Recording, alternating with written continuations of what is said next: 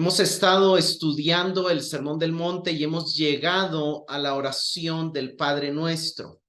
La oración del Padre Nuestro empieza en Mateo 6:9 y dimos una introducción la semana pasada, pero Mateo 6:9 Jesús nos dice: ustedes pues oren de esta manera. Padre nuestro que estás en los cielos. Lo primero que Jesús da es la dedicación.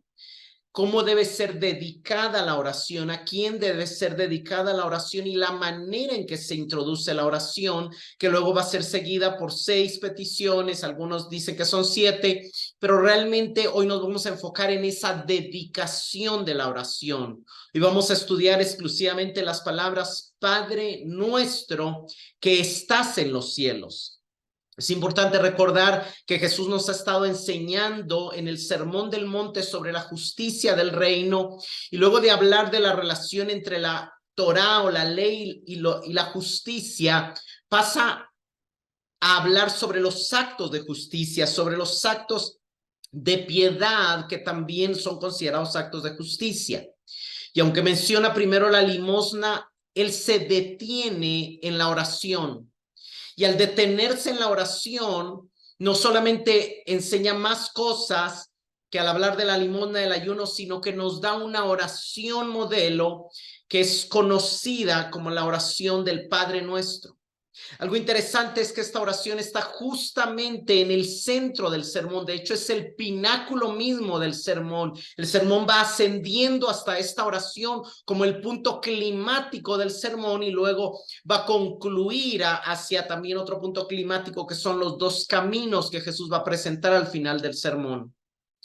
Pero esta oración ha sido sumamente importante y es sumamente importante para nosotros como creyentes. De hecho, algunos la han entendido como la clave para comprender todo el Sermón del Monte e incluso todo el Evangelio.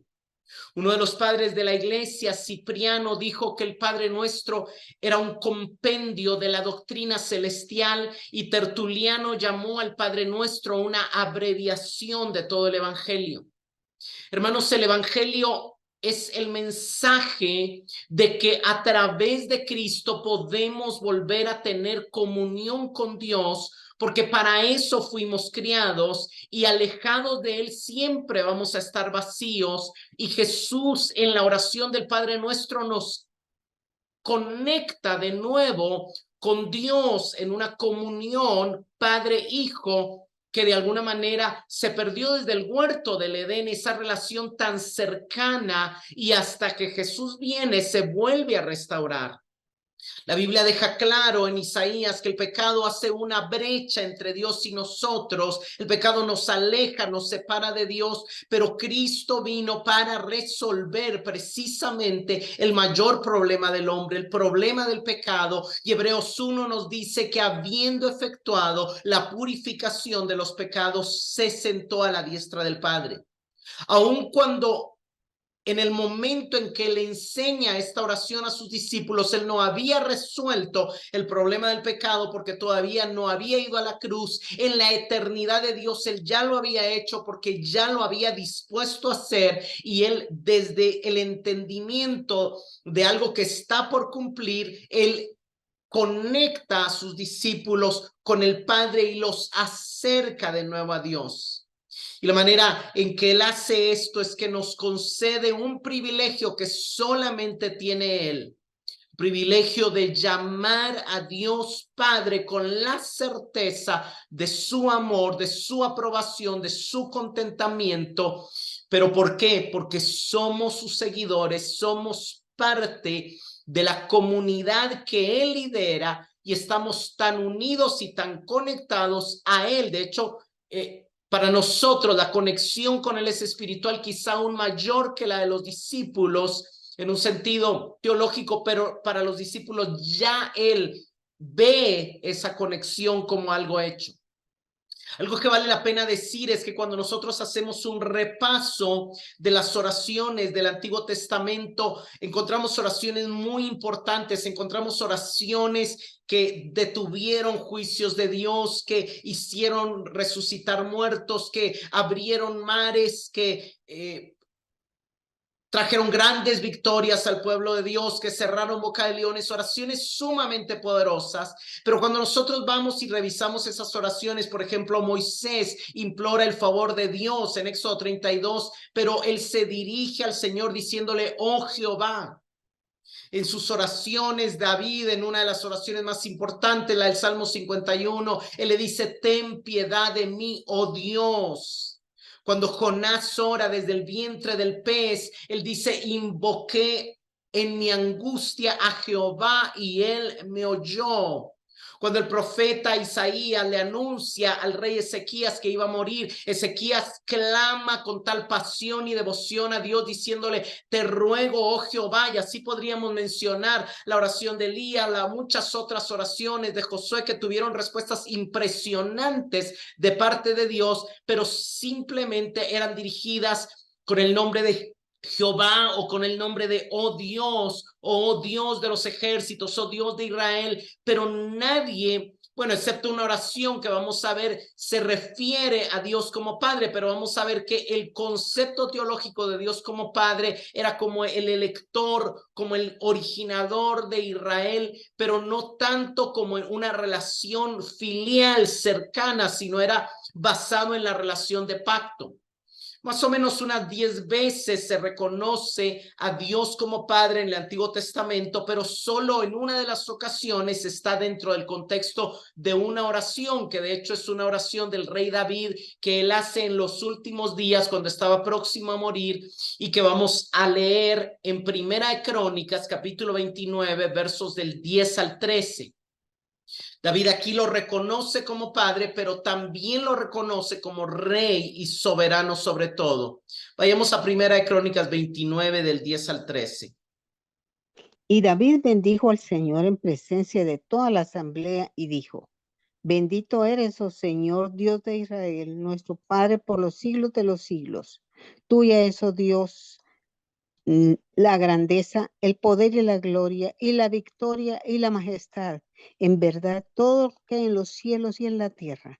Tuyo es el dominio, oh Señor, y te exaltas como soberano sobre todo. De ti proceden la riqueza y el honor. Tú reinas sobre todo y en tu mano están el poder y la fortaleza. En tu mano está engrandecer y fortalecer a todos. Ahora pues, Dios nuestro, te damos gracias y alabamos tu glorioso nombre. Aunque en el verso 10, el después de decir, oh Jehová, Dios de Israel, dice nuestro Padre desde la eternidad y hasta la eternidad, la mayoría lo menciona constantemente y la repetición no es Padre nuestro, sino la repetición es, oh Jehová en el verso 11, oh Jehová en el verso 11, oh Dios nuestro en el verso 13 y al final del verso 11 le dice, tú eres soberano sobre todo, en el verso 12, tú gobiernas sobre todo. Entonces vemos que el énfasis de la oración no es la relación filial, sino es el gobierno de Dios, es la soberanía de Dios, es el reino de Dios. Sí, hay un reconocimiento de su paternidad, porque Dios dijo, Israel es mi hijo, Israel es mi primogénito, pero realmente ellos reconocían más la majestad, el poder, la soberanía de Dios en sus oraciones con el objetivo de adorarle. No, o sea, era un mayor temor, era un mayor reconocimiento de su santidad, de su gobierno, y aunque sí había un entendimiento de su paternidad, no era el nivel de paternidad que Cristo viene a revelar. Eso es algo nuevo, como lo vamos a ver también en palabras de Cristo. De hecho, los judíos del tiempo de Jesús preferían para orar, referirse a Dios como Dios soberano, Rey del universo, estos títulos exaltados para Dios, oh Jehová, oh Dios, oh Creador, oh Rey, oh Eterno, pero difícilmente, o sea, nadie le llamaba Padre en el sentido que Jesús lo hace cuando él viene a la tierra. Joacim Jeremías comenta que en el Antiguo Testamento, cuando se habla a Dios como Padre, no hay una relación filial en el entendimiento, no se le ve como antepasado, ni siquiera como creador, sino que la relación de Padre lo ven como el Dios que eligió, liberó y salvó a su pueblo Israel por medio de sus poderosas obras.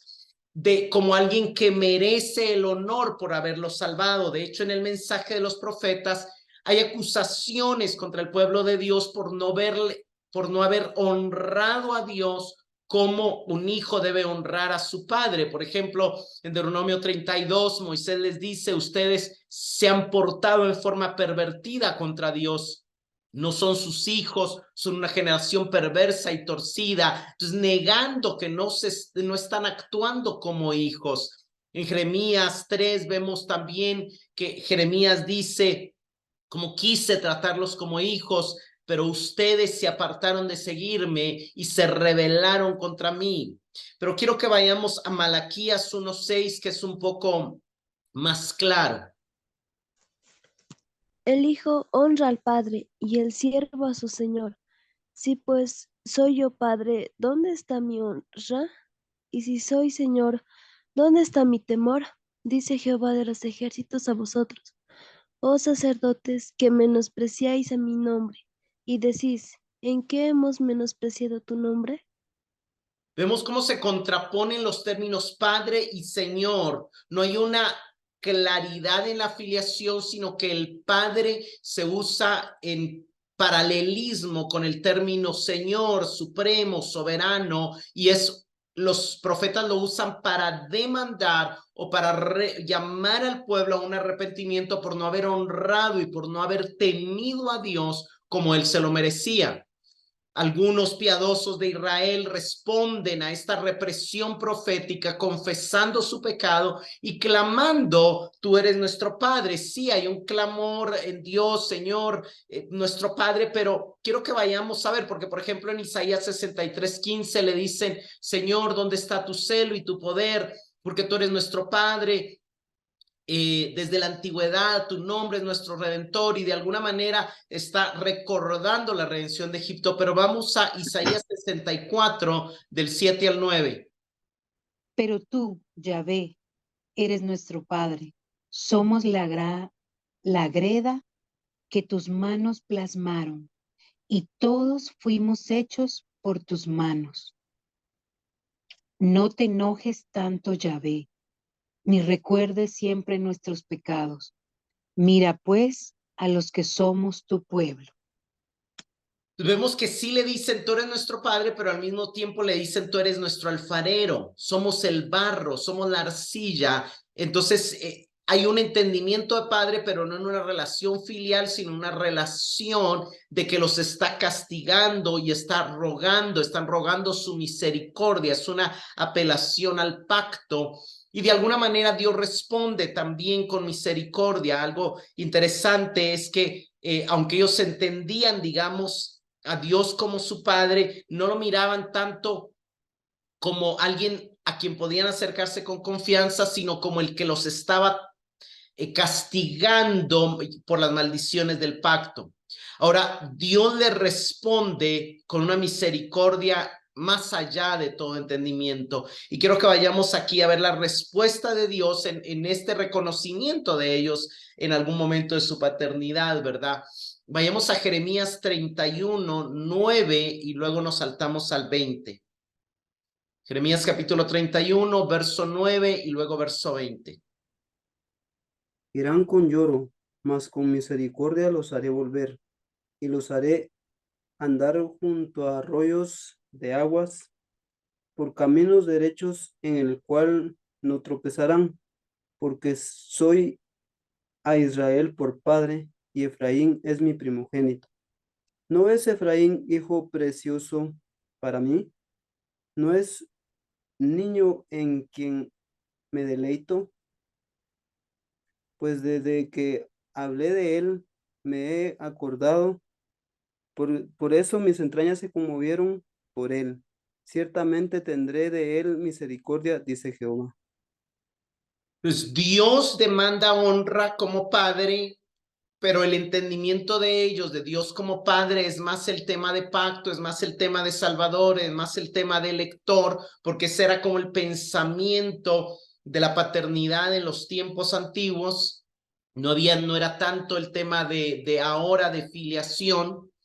Y Dios les dice, ellos le piden al Señor, ellos claman misericordia, le dicen: Dios, tú eres nuestro Padre, ten misericordia de nosotros. Y es algo interesante porque en la respuesta de Dios es hermoso. Él dice: mis entrañas se conmueven por él y ciertamente tendré de él misericordia. Los haré andar junto a arroyos de aguas, no tropezarán por camino derecho, porque soy un padre para Israel. Entonces Dios muestra esa misericordia y nos recuerda también el Salmo 103:13. El salmista escribe: como un padre se compadece de los hijos, así se compadece el Señor de los que le temen. El término de padre sí era entendido y sí estaba dentro del concepto teológico de los judíos que estaban oyendo a Jesús, y una de las cosas que les transmitía y que es lo que Jesús viene a resaltar es la misericordia de Dios. El término de padre estaba directamente conectado con el término compasión, misericordia, amor. Y por supuesto que eso es lo que Cristo quiere recordar, por supuesto que eso es lo que Cristo quiere enfatizar, por supuesto que eso es lo que Cristo quiere resaltar. ¿Puede haber alguna dimensión más profunda que el término padre, en el término padre, que esta misericordia compulsiva, perdonadora, que está más allá de la predicación? Y la respuesta es sí. Jesús viene a traer ese término y afirma esta misericordia, pero no la deja solo ahí, sino que nos lleva a otro nivel del entendimiento de la paternidad de Dios. Cuando nos dirigimos al mensaje de Jesús, hay algo bastante nuevo, de hecho absolutamente nuevo. Jesús nos invita a dirigirnos a Dios como Padre, no solamente para pedirle perdón, no solamente para clamar por misericordia, sino para presentar cualquier motivo de oración. De hecho, Cristo expresa que una de las razones y de las revelaciones que él traía era la revelación de la paternidad de Dios. Él da a entender en su mensaje que la paternidad de Dios era un misterio que estaba oculto y que solamente se podía conocer por medio de la revelación que él traía. Él venía a dar a conocer a Dios en una faceta que el pueblo no lo conocía, en su carácter y naturaleza paternal. Esto lo leemos en Mateo capítulo 11 del 25 al 27. En aquel tiempo respondió Jesús y dijo: te alabo, Padre, Señor del cielo y de la tierra, porque escondiste estas cosas de los sabios y de los entendidos, y las revelaste a los niños. Sí, Padre, porque así te agradó. Todas las cosas me fueron entregadas por mi Padre, y nadie conoce al Hijo sino el Padre, ni el Padre conoce a alguno sino el Hijo, y aquel a quien el Hijo lo quiera revelar. Quiero que vean el verso 25, dice: estas cosas las escondiste de los sabios y entendidos y las revelaste a los niños. ¿Qué cosas? El hecho de que todas las cosas, verso 27, me han sido entregadas por el Padre, y nadie conoce al Hijo sino el Padre, ni nadie conoce al Padre sino el Hijo, ya que él, a quien el Hijo lo quiera revelar. Entonces, eso es interesante porque él está diciendo que nadie puede llegar a conocer al Padre si el Hijo no se lo revela. De hecho, esta verdad Jesús también la dice en Lucas 10:22. Nadie conoce quién es el Padre sino el Hijo y aquel a quien lo quiera revelar. Y después de eso se voltea a los discípulos y les dice: bienaventurados los ojos que ven los que ustedes ven, porque muchos profetas y reyes desearon ver lo que ustedes ven y no lo vieron, y oír lo que ustedes oyen y no lo oyeron. O sea, ¿qué es lo que ni los profetas ni los reyes oyeron y vieron? La revelación de la paternidad de Dios. Ahora, Jesús explica que esta relación exclusiva que los seguidores de Jesús pueden tener con Dios como Padre se le está revelando a los que se hacen como niños. Él está autorizando, o sea, lo más sorprendente de la oración del Padre Nuestro y lo más sorprendente del mensaje de Jesús es que Él está autorizando a sus seguidores a repetir la palabra Padre después de Él. Nadie antes de Él se había comunicado con Dios o se había dirigido a Dios de la manera en que Él lo hace. Por eso lo atacan, por eso dicen este blasfema, porque se hace llamar hijo de Dios, llama a Dios Padre y se hace igual a Dios, se hace hijo, se hace igual a Dios. Pero no, él era el Hijo de Dios y Él está autorizando a sus discípulos a llamarle al Padre como Él le llama. Nos está dando una participación en la filiación como el Padre y nos está enseñando a hacernos niños y a hablarle a Dios de manera confiada como lo haría un niño con el Padre. Está recordando el tema de las bienaventuranzas. Hay que humillarse, hay que hacerse como niño. Y de hecho, ya dijimos de que la palabra nuestro, el pronombre personal, solo se aplica al nosotros, al ustedes, de los que están comprometidos con Él. El Padre no es para todos, el Padre es para sus seguidores y de hecho Él está diciendo, ¿verdad? Él acaba de decir que solo los pacificadores serán llamados hijos de Dios, no todo el mundo. Él insistió que solo los que aprendan a ser como el Padre pueden ser identificados por su semejanza como Él. Los que amen a sus enemigos, los que oren por ellos, por sus perseguidores, esos van a ser hijos, esos van a disfrutar de la relación. Es una relación exclusiva que Dios llega a tener con los seguidores de Jesús de manera que está atento a sus oraciones y de manera que también da cosas buenas a los que le piden, como lo va a decir más adelante en el sermón. Es algo interesante esto. Vayamos a Mateo 18, 3 y 4, que vuelve a confirmar esta verdad. Y dijo, de cierto os digo, que si no os volvéis y os hacéis como niños, no entraréis en el reino de los cielos. Así que, cualquiera que se humille como este niño, ese es el mayor en el reino de los cielos. ¿Quiénes reciben la revelación del Padre? Los niños, no los sabios y entendidos. ¿Quiénes pueden entrar al reino de los cielos? Si nos vamos a Mateo 5:20, nadie entrará al reino de los cielos si su justicia no es mayor que la de los escribas y los fariseos. Y aquí viene Cristo y usa una expresión similar. Si no se convierten y se hacen como niños, no entrarán en el reino de los cielos. Eso quiere decir que el hacerse, convertirse y hacerse como niños es paralelo a tener una justicia mayor que la de los escribas y los fariseos. Es paralelo a tener esa justicia de corazón, genuina, ser íntegros como el Padre es íntegro. Eso es algo clave. Entonces, es sorprendente estas oraciones. En Juan 1:18 también Juan nos dice que a Dios nadie le vio jamás, sino que el unigénito Hijo que está en el seno del Padre, Él le ha dado a conocer. Él le ha dado a conocer desde su relación con el Padre. Le ha dado a conocer en su faceta de Padre. Aunque había un entendimiento de que Dios era Padre, vemos que no es el mismo entendimiento que Jesús está enseñando. El entendimiento de Israel era un entendimiento de elección. El entendimiento de Jesús es un entendimiento de amor, de identidad, de cercanía, de confianza.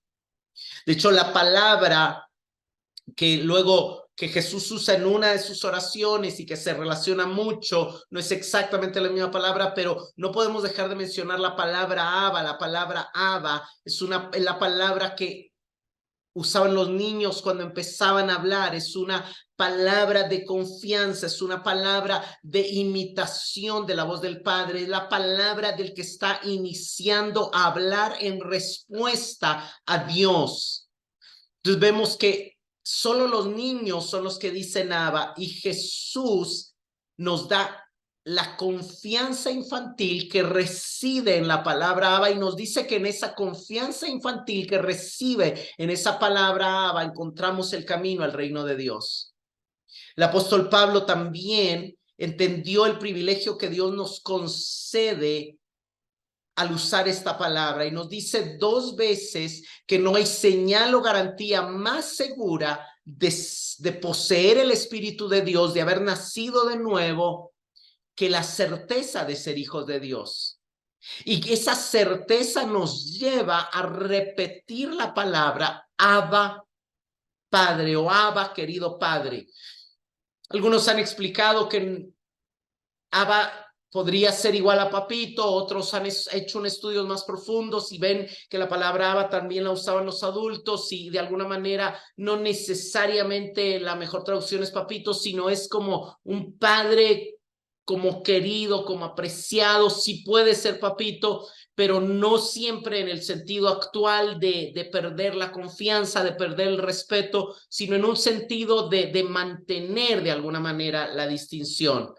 Pero vemos que una de las cosas que nos enseña Pablo en las cartas apostólicas, cuando nos muestra que la evidencia de tener el Espíritu es poder llamarle Padre, es que deja claro que antes de ser hijos éramos esclavos. Y tanto Jesús como Pablo nos enseñan de que toda la humanidad es esclava del pecado. Tienen el potencial de llegar a ser hijos, pero no son hijos mientras sean esclavos. Su relación con el Padre no es mientras estén en esclavitud. Vayamos a Romanos 8:15.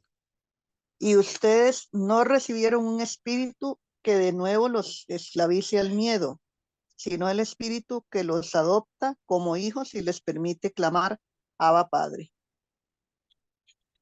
No recibieron un espíritu que de nuevo los esclavice. El espíritu que recibieron no es de esclavitud. El espíritu en el que vivían sí era de esclavitud. Eran esclavos al mundo, eran esclavos a sus deseos, eran esclavos al pecado. De hecho, Romanos 6 nos dice que éramos esclavos, porque todo el que practica el pecado es esclavo, citando obviamente a Jesús. Pero cuando recibimos el evangelio, cuando recibimos el nuevo nacimiento, cuando fuimos regenerados, somos libres de la esclavitud al pecado, de la esclavitud al temor, de la esclavitud al enemigo, y entonces somos adoptados como hijos. Esa adopción nos permite llegar ante Dios y decirle, Abba, Padre. Y el Abba aquí está aparte del Padre, pero también significa Padre, y de alguna manera es como el O de Oh Jehová. Ya no es Oh Jehová, ya no es O de separación, sino es Abba de cercanía, de confianza, Padre. En lugar de Oh Dios, en lugar de Oh Jehová, en lugar de Oh Rey del universo, es Abba. Se cambia el O por el Abba y se cambia el Dios, Jehová o Rey del universo por Padre. Hay una doble conexión. Hay un reconocimiento de su paternidad, pero hay un reconocimiento también del Abba que expresa un niño que está aprendiendo a hablar, que está imitando la voz del Padre y que también está respetando de alguna manera. Es aquí creo que Pablo lo está usando desde un entendimiento de la niñez, del Abba Padre. Jesús, por supuesto, lo usó en la oración del Getsemaní, tal vez no necesariamente como niño, pero sí en esa invocación de confianza, pero al final también termina sometiéndose a su voluntad. No es un Abba que intenta manipular, sino es un Abba que tiene confianza, pero que busca respetar, que sabe que el Padre es el Padre y Él tiene la última palabra. Vayamos a Gálatas 4, del 4 al 7. Dice, pero cuando vino el cumplimiento del tiempo, Dios envió a su Hijo, nacido de mujer y nació bajo la ley, para que redimiese a los que estaban bajo la ley, a fin de que recibiésemos la adopción de hijos. Y por cuanto sois hijos, Dios envió a vuestros corazones el Espíritu, su Hijo, el cual clama, Abba Padre. Así que ya no eres esclavo, sino hijo, y si hijo, también heredero de Dios por medio de Cristo. Vean el verso 7, ya no eres esclavo. Ya no eres esclavo quiere decir eras esclavo, vivías en esclavitud. Miren, hermanos, y la esclavitud en la que vivíamos es una esclavitud global, es una esclavitud general, hay una esclavitud en el tema de la esclavitud al pecado, pero hay una esclavitud en el tema de la búsqueda de identidad. Este mundo nos esclaviza en la búsqueda de libertad, en la búsqueda de identidad, al buscar la libertad en las decisiones que tomamos o al buscar la identidad en lo que somos, en lo que alcanzamos, en lo que tenemos, en lo que podemos lograr.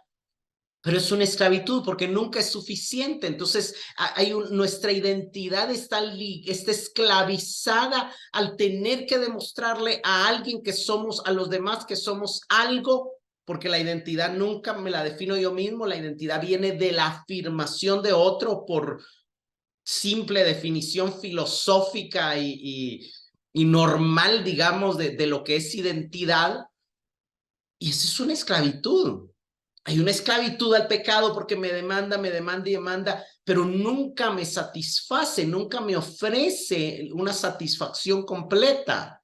Hay una esclavitud a la libertad, el hecho de que quiero ser libre y libre, pero siempre hay limitaciones. Entonces hay una serie, digamos, el tema de la esclavitud tiene un panorama más amplio que el simple hecho de ser esclavos del pecado. Pero viene Pablo y dice, cuando vino Cristo, nos redimió de la ley, cumplió la ley por nosotros y nos dio la identidad de hijos. Hizo que recibiéramos la adopción de hijos y ahora somos tan aceptos por Dios como lo es Él. Porque no es que Dios nos acepte por nuestros logros, sino que Dios envió el Espíritu de su Hijo, nos conectó con el Hijo, y el Espíritu de su Hijo es el que nos permite clamar, Abba Padre, la voz de Cristo en nosotros, la que el Padre oye. Así que ya no eres esclavo, sino eres hijo. Hijo juntamente con Cristo, heredero juntamente con Cristo, coheredero juntamente con Cristo, por medio de Él. No aparte de Él, por medio de Él. Ahora, la pregunta que sí surge es, ¿hay un requisito para pasar de esclavos a hijos? Y aquí es donde entra, o sea, ¿son todos hijos de Dios o quiénes son hijos de Dios y quiénes no son hijos de Dios? Vayamos a Gálatas 3:26. Pues todos sois hijos de Dios por la fe en Cristo Jesús. ¿Todos? Sí, pero ¿quiénes todos? Todos los que han puesto su fe en Cristo Jesús. Porque el medio por el cual pasamos a ser hijos de Dios no es el día que nacimos, ya somos hijos de Dios porque Dios es nuestro creador. No, somos hijos de Dios por la fe en Cristo Jesús.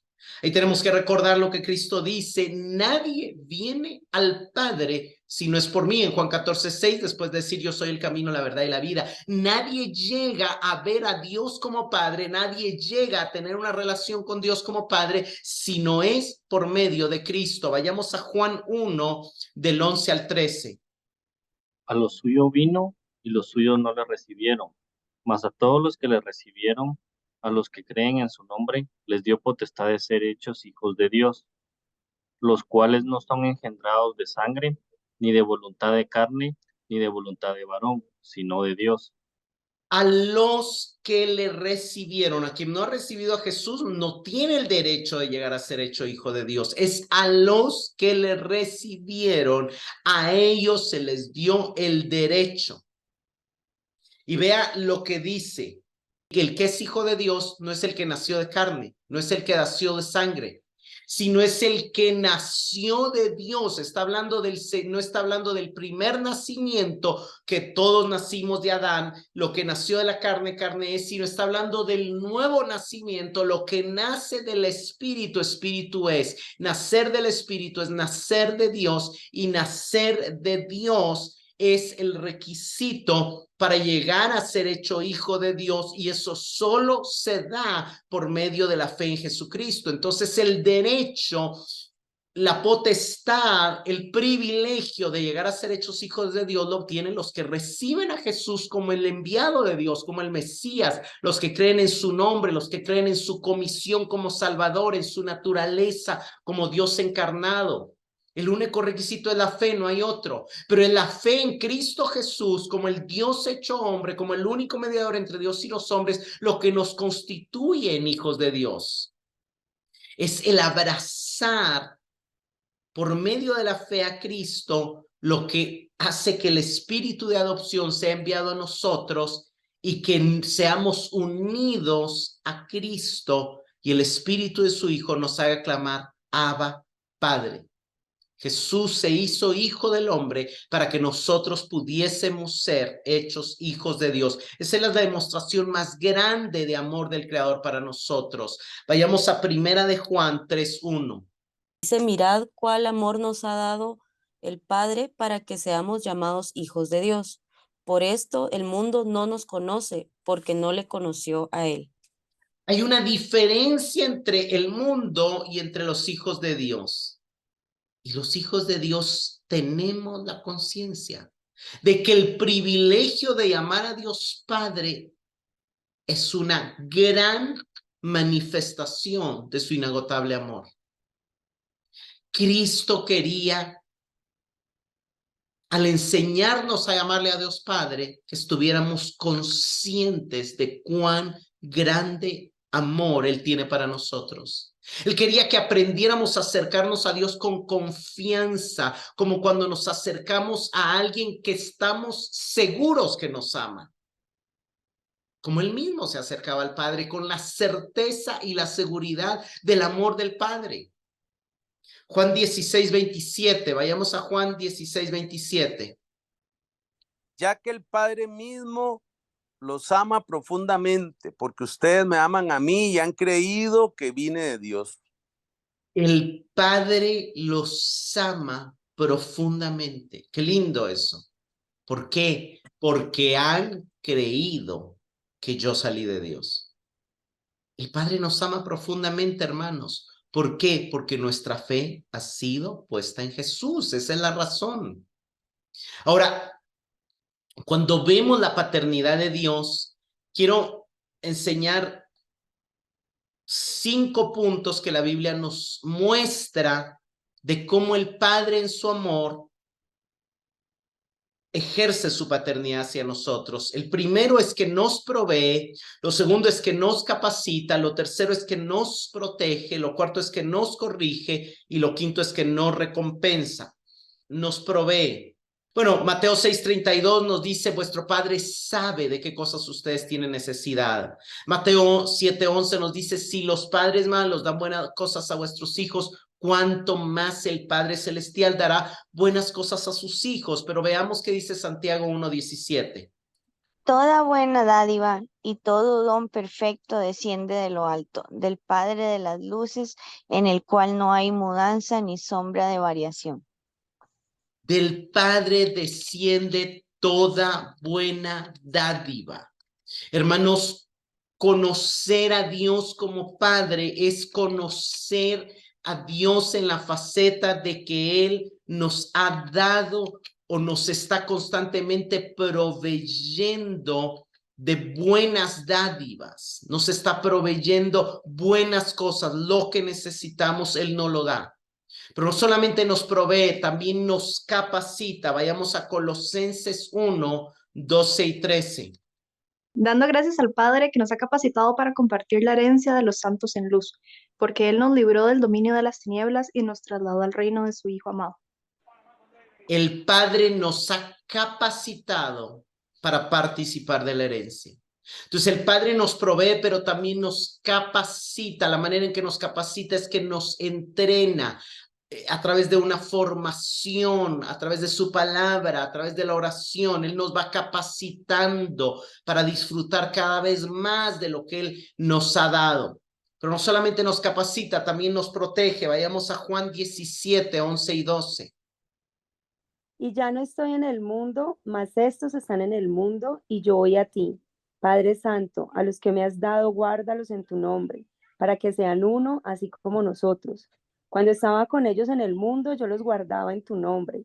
A los que me diste, yo los guardé, y ninguno de ellos se perdió, sino el hijo de perdición, para que la escritura se cumpliese. Vemos que el Padre también nos guarda. Cristo guardó a sus discípulos mientras Él estuvo en la tierra porque estaba cerca de Él, pero cuando él asciende, le dice, Padre, guárdalos tú. Entonces el Padre, una de las cosas que hace es protegernos, nos protege del mundo, nos protege del enemigo, nos protege del mal. Y claro, Cristo nos enseña a pedirle cosas que ya Él tiene dispuesto a hacer, pero que también para que tengamos esa conciencia de lo que Él hace. Y también vemos que el Padre nos corrige.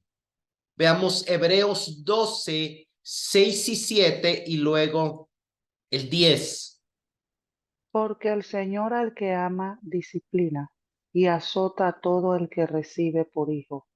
Si soportáis la disciplina, Dios os trata como a hijos. Porque, ¿qué hijo es aquel a quien el Padre no disciplina?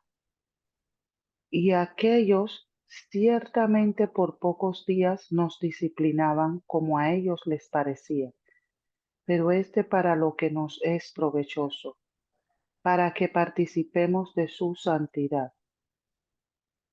Algo nada más rápido es que aquí en el capítulo él empieza con la metáfora de la lucha y de la carrera. La disciplina del Padre no es un castigo, sino es una disciplina formativa, como un entrenador disciplina a aquellos a quienes está entrenando y les enseña a tener una disciplina para poder tener un buen desempeño en una competencia. El Padre disciplina no con el objetivo de dañarnos, de castigarnos, de atemorizarnos, sino con el objetivo de acrecentar nuestro desempeño como seres espirituales, como cuerpo de Cristo, como miembros del cuerpo de Cristo, como hijos de Dios. Entonces vemos que por eso en el verso 10 dice, nuestros padres nos disciplinaban también, pero para ser mejores personas, pero Él nos disciplina para que participemos de su santidad, para que seamos más parecidos a Él, para que seamos más perfectos, más íntegros, más santos, más luz, más amorosos, más humildes, como más compasivos como Él lo es. Pero una quinta cosa que vemos en la paternidad de Dios es que la paternidad de Dios nos recompensa. De hecho, Mateo 6 vemos que tu Padre que está en secreto te recompensará. Lo encontramos 3 veces en el capítulo, en el verso 4, en el verso 6 y en el verso 18 de Mateo 6. Y también Hebreos 11 nos dice que es necesario que el que se acerca a Dios crea que Él existe y que recompensa a los que le buscan. Y también en Lucas 6:35, Jesús dice, vuestra recompensa será grande si aman a sus enemigos y hacen bien, y serán hijos del Altísimo, porque Él es bueno. Entonces vemos que esta designación que se establece como Padre es una designación personal, es una designación de cercanía. Y explicamos que el término nuestro nos habla de una comunidad corporativa, y vemos que eso lo entendió un poco algunos de los profetas en Israel. Dios le dio una identidad corporativa a Israel. Cuando Dios llama a Israel como hijo, Él no llama a cada persona en específico, sino lo llama a un pueblo. Dice, Israel es mi hijo, mi primogénito, en Éxodo 4:22, y por eso Pablo en Romanos 9:4 dice que a Israel pertenece la adopción como hijos. Y de alguna manera Oseas, dice que de Egipto llamé a mi hijo, hablando de Israel. Entonces cuando Daniel, cuando Esdras, cuando Nehemías oran, ellos están conscientes de esa identidad como pueblo y dicen, nosotros, tu pueblo, Israel, hemos pecado, pero tú tienes un pacto con tu pueblo. Hay una identidad corporativa. Aquí al respecto, Cipriano comenta algo que ya enfatizamos, pero dice, no decimos mi Padre, sino Padre nuestro, porque el maestro de la paz y el maestro de la unidad no quiere que los hombres oren individualmente, ya que cuando alguien ora no debe orar solo por sí mismo, sino por todos nosotros, porque somos uno en Cristo. Hermanos, es solo un recordatorio que hemos sido unidos en Cristo. Pero termina diciendo que estás en los cielos. Y Jesús no quiere solamente que tengamos esa cercanía con el Padre, sino que no nos olvidemos del lugar y de la posición que Él tiene en los cielos. Él acaba de decir en el capítulo 5, no juréis ni por el cielo, porque es el trono de Dios. Hacer referencia que Dios está en los cielos es reconocer que Él está en su trono como rey y como juez. En Segunda de Crónicas 18:18, el profeta dice: escuchan pues la palabra de Jehová, he visto a Dios sentado en su trono y todo el ejército del cielo estaba de pie a su derecha y a su izquierda. Hermanos, hacer referencia a Dios que está en los cielos es reconocer y evocar su grandeza, su poder, su gloria, su esplendor, su majestad, su soberanía, y el hecho de que hay un ejército de seres angélicos atentos a recibir y obedecer sus órdenes. Isaías ve a Dios sentado en su trono alto y sublime, y ve el cielo y ve serafines clamando: santo, santo, santo es Jehová de los ejércitos. Hacer referencia al Dios que está en el cielo es hacer referencia a esa atmósfera de adoración donde hay seres angélicos que adoran y proclaman su santidad y reconocen su gloria. Al ver estos pasajes nos damos cuenta de que Jesús nos lleva a orar: Padre nuestro que estás en los cielos. Y Él está combinando la realidad de que ahora tenemos la confianza de que Dios nos ama, pero no debemos olvidar que Dios es el máximo Rey de la creación, lleno de gloria, majestad, grandeza, poder, esplendor, que no necesita de nosotros, pues cuenta con un gran ejército que le sirve y que le adora. Decir Padre nuestro que estás en los cielos es una apelación a su amor, a su sabiduría, a su protección, a su recompensa, a su vocación de enseñarnos, de entrenarnos, de guiarnos, de capacitarnos, pero también es una apelación a su posición de rey y soberano, a su grandeza y a su poder. Hendrich se comenta acertadamente: mientras las palabras Padre nuestro indican la disposición de Dios y su anhelo de prestar oído a las alabanzas y peticiones de sus hijos que estás en los cielos, muestran su poder y derecho soberano de responder a las peticiones de manera como Él quiera. Él puede responder sí o Él puede responder no. Hermanos, el Padre nuestro es esa que estás en los cielos, es ese equilibrio entre la cercanía y la humildad que tenemos que tener al acercarnos a Dios. Carson comenta: los judíos de los días de Jesús estaban inclinados en general a concebir a Dios tan exaltado que no se podían imaginar tener una relación cercana con Él. Era tan trascendente que la riqueza de la personalidad de Dios se perdía con frecuencia de vista. Sin embargo, hemos llegado a otro peligro. Hay lugares y hay iglesias donde se retrata a Dios tan exclusivamente personal, cálido y amoroso, de manera que su trascendencia y soberanía se han llegado a desaparecer, sustituyéndose con patrones de irreverencia, con teología superficial y criterios religiosos dominados por la experiencia. Tenemos que pedirle al Señor que nos guarde de los extremos, que no lo veamos tan lejano y tan grande y tan santo que ni siquiera podemos acercarnos a Él, pero que no lo veamos tan cercano que intentemos manipularlo y que nos olvidemos de su soberanía y trascendencia.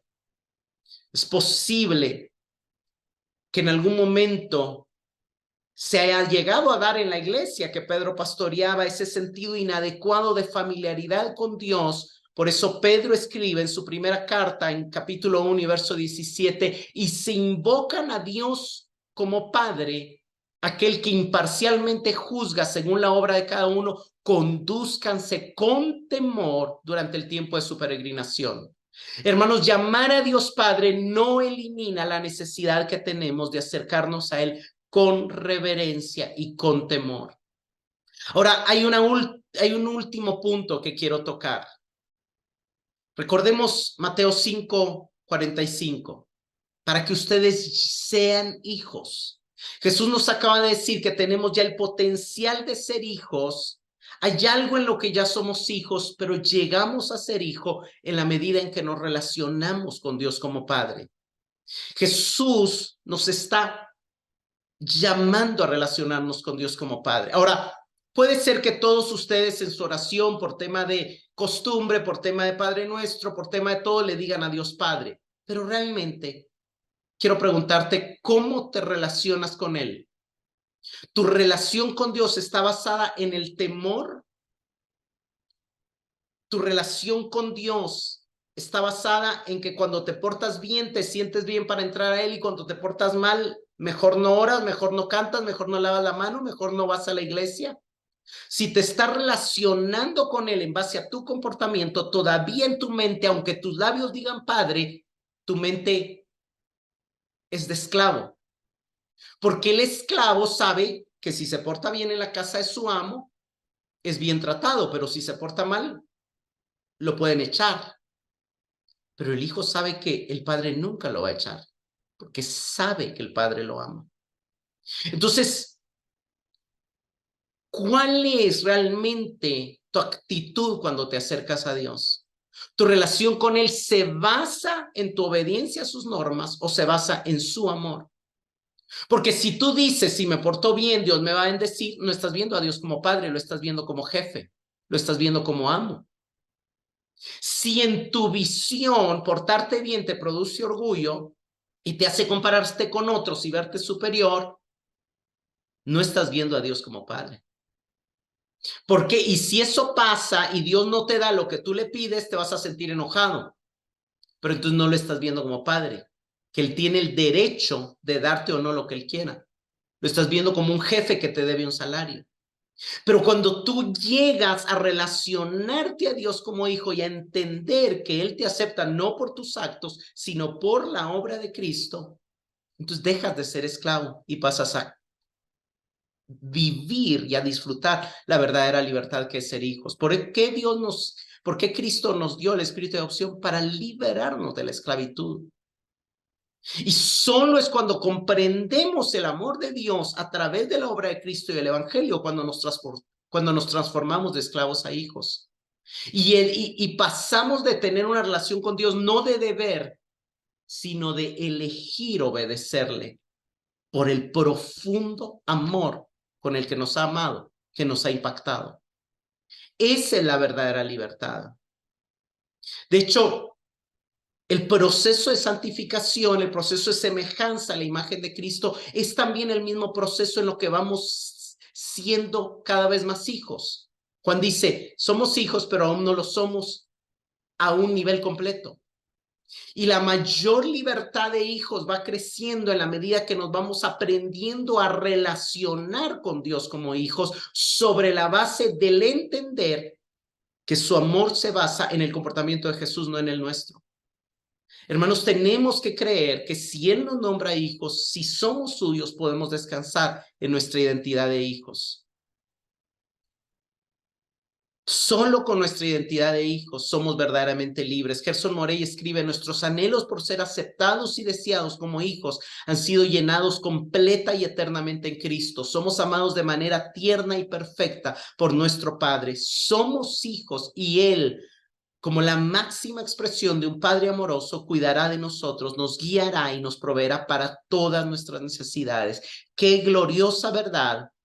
Y yo le agrego, qué gloriosa libertad cuando nos creemos esa verdad. Qué gloriosa libertad con la que podemos vivir cuando realmente entendemos que Dios nos ama. Como preguntas de reflexión, cuando oras, ¿te acercas a Dios con la certeza del que Él te ama?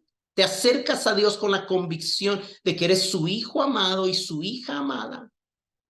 ¿Estás convencido de que Dios no te ama menos cuando fallas, ni te amas más cuando te portas bien, sino que te ama con un amor que se basa en la obra de Cristo a tu favor? Al llamarle Padre, ¿te acuerdas de que perteneces a un pueblo que te supera?